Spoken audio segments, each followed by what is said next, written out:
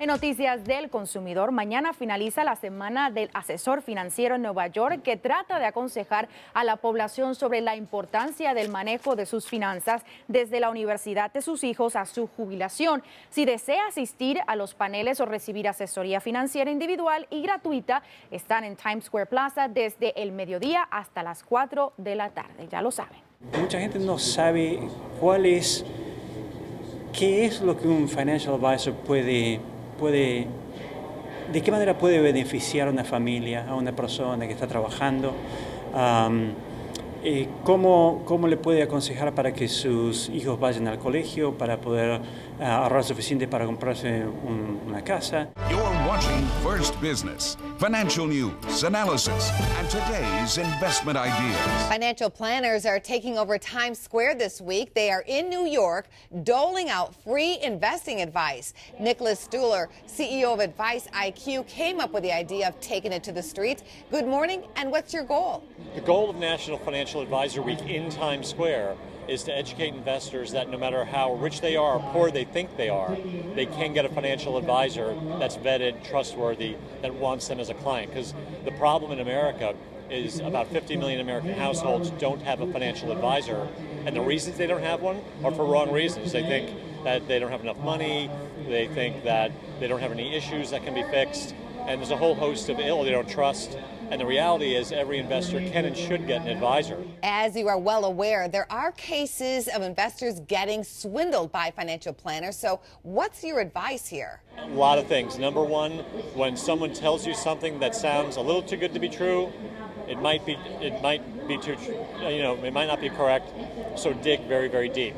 The second thing is when you have an account, it should be with a third party. If you have an advisor from ABC firm, where the money is held is usually at a different firm. And then the third thing is, if you don't understand it, get a second opinion. Have another trusted advisor review what someone is offering you. The S&P and Dow are at all-time highs. Is now the right time for first-time investors to get into the stock market?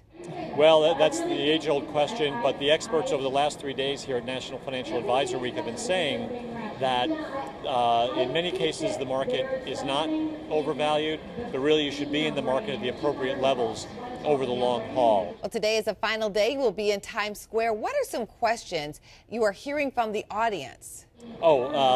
Big concerns are, when can I retire? How much do I need to retire? In the withdrawal age, how much money can I withdraw every year? And am I going to outlive my money? Outliving your money is a big, big issue these days. Well, thank you for taking time out today to talk with us. Thank you. We're here at Advice IQ's National Financial Advisor Week in New York with Hillary Hendershot of Hillary Hendershot Wealth Management to talk about guiding entrepreneurs' wealth.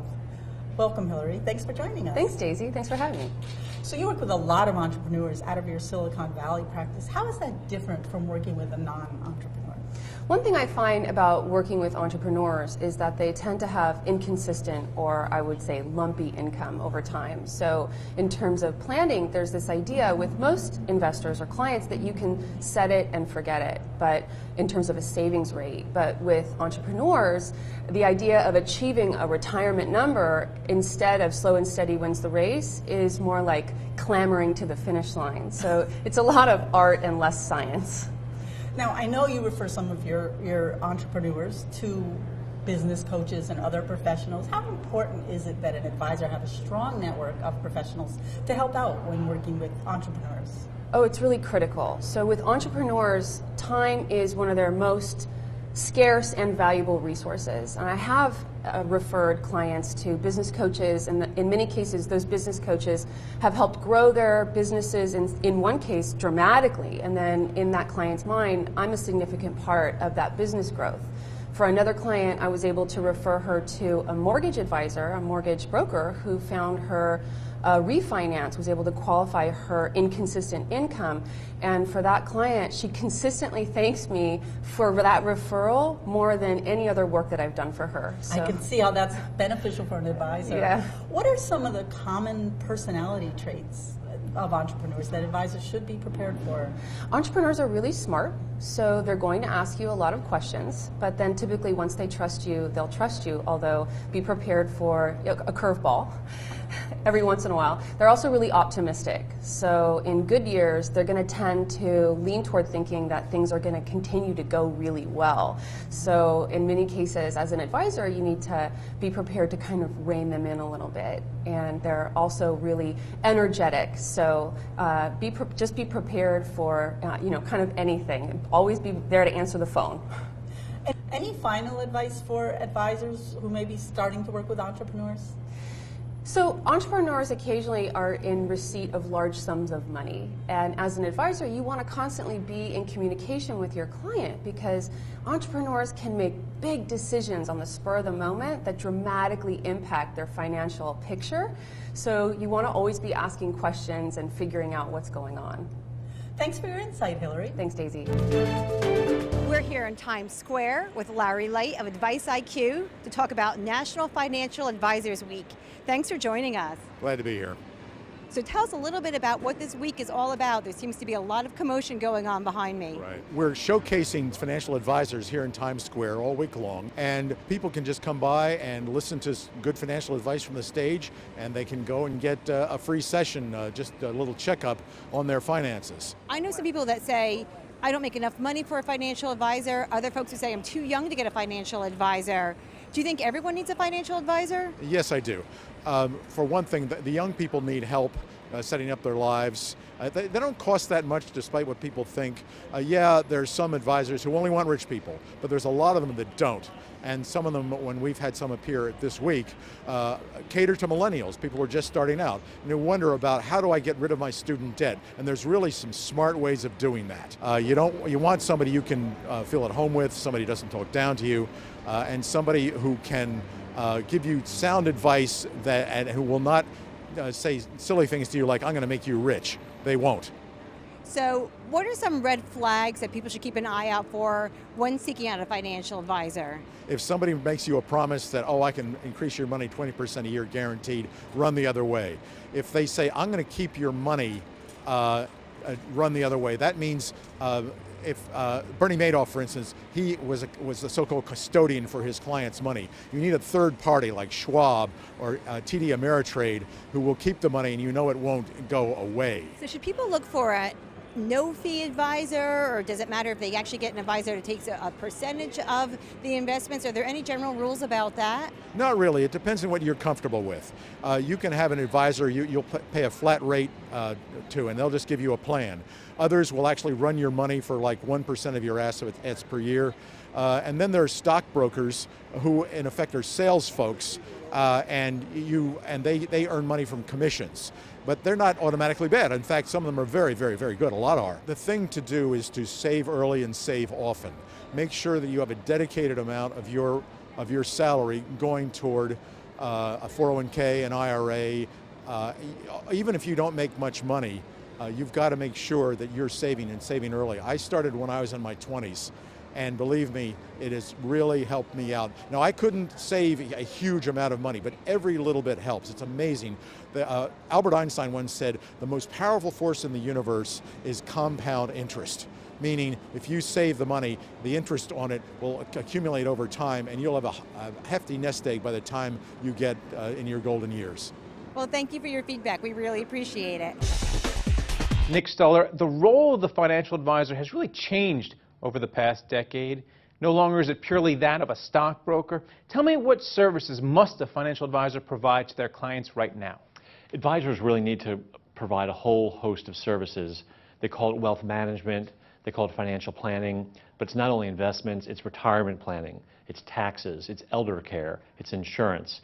And it's really evolved a lot from just a transaction, because the world has gotten more complicated, but there's also the products have gotten more complicated. So investors really want a more holistic look at everything that is in the person's life. And how should investors pay their financial advisors? One of the trickiest things when people speak with their financial advisors is the idea of payment. Are you paying for assets under management, per trade? Am I paying for those insurance services? How should both sides approach it? It really depends on the client. So, for example, if you need a laddered bond portfolio, there's only one way to pay for that, by commissions. But if you have $1 million portfolio and you have 3 kids, maybe one of them is a special needs kid, you probably need an assets under management model for someone to watch you all the time throughout the course of the years. So it really depends. And also, we kind of cover this in an event we just created called National Financial Advisor Week, and it ends today, but in any case, there's 31 panels, lots of advisors and investors, and they talk about that. So then they echo that kind of commentary. And what about financial planning? Should you look for an advisor who has a team, someone who can do an insurance, as well as trust and estates, have a lawyer on board? So is it better to look for a team or a single person now? Well, it really depends on your situation. If you're a single person, you're 23, and your question is, should I be in my 401k or not? You probably don't need a team unless you inherited a farm and a big portfolio. Then you do. So if you're fairly straightforward, one advisor is fine. But if you have a more complicated life, you definitely are going to need more than just one person. And are you finding that advisors themselves are moving away from the big brokerages, moving away from the Merrill Lynches and the Smith Barneys, going out on their own because the payment is higher and they have more autonomy? Tell me about the role of the big money center banks today. Well, what's interesting is there has been a very long-term trend for a small number of advisors to leave on their own and become independent. However, the large firms that have the wherewithal and really the financial backing and the team really are well suited for someone who has a very sophisticated or complicated life. For example, if you own a business and you want to create an employee stock ownership plan, that's just not for the faint-hearted. You need a firm with backing that has the experience and has done it before and has departments with different services. So again, it kind of depends, but by no means are the large firms and brands not viable. Just the opposite in this complicated world. They become more important to that demographic. And then finally, are you seeing lots of people headed into the industry still? Because it's not as lucrative as it once was. The industry has a little bit of a challenge where it's an aging of the population. Folks my age who are 50 or then they turn 55 or 60, they're going to be retiring. And there is not enough younger people to come into the industry. And the industry is grappling with that right now. So it's really a demographic shift of new blood coming in. All right. Thanks a lot for coming on. Thank you. So you need a financial advisor. The question is how to find one. Here to tell us is Nick Stuller, CEO of Advice IQ. Thanks for joining us, Nick. Thank you. So let's jump right in. How does somebody who just knows they need financial advice go about getting it?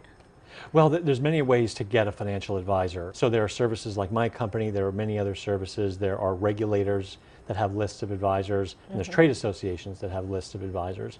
But the first real rule of thumb is make sure they're close to you.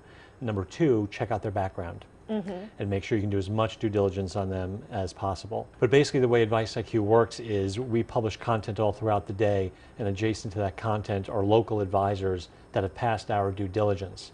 And so if you were in Midtown Manhattan, or if you're in Dayton, Ohio, or if you're in San Francisco, you'll be reading these great articles about personal finance, and next to the articles are local advisors, generally within 50 miles of where you are. And what's great about the service is that it's free to consumers, number 1. Number 2, those advisors in the site have passed our very strict due diligence. I think that's a big worry people have when they pick a financial advisor, is that they're going to end up with somebody like Bernie Madoff, God forbid, or someone else who's not quite on the up and up. So. Or someone who's not even registered. So every once in a while we have someone says, oh, I want to subscribe to your service, and they're not registered at all. So in order to get into my product, you have to we validate that indeed you are an advisor, number 1, and then we check all 4 major regulatory bodies. And if you have any complaint from any of them, you actually can't enter. And what about word of mouth? I think that's how most people might think of finding a financial advisor. Do you think that's also a good way? Well, it's the way it happens now. I mean, the reality is very few investors actually find a brand new advisor through the web. What they do is they go to sites like mine after they've heard of someone they've known. And they validate. So they use the internet to validate, not find. However, if you only rely on word of mouth, you have a Madoff syndrome where you blindly believe your friend and don't do any due diligence. Go to a site like mine and say, okay, who is this advisor? Are they even in the site? So you have a big event coming up just in a few days' time here. So can you tell me a little bit about it? Sure. We created National Financial Advisor Week. It's our inaugural year, and it's an outdoor and indoor event in Times Square for an entire week. And it's really to celebrate the great work that advisors do, but also educate consumers that they can in fact find an advisor, no matter how poor you think you are or how self-directed you are. It's a full week of panels and free talks featuring advisors who have, again, passed our due diligence. and they can go and hear all about different topics, financial planning, asset management, how to invest in private companies. And tourists can just wander by and pop into a They can panel. pop into a panel, yeah. Yeah. Great, okay, well thanks very much for joining us and sharing some advice. Thank you.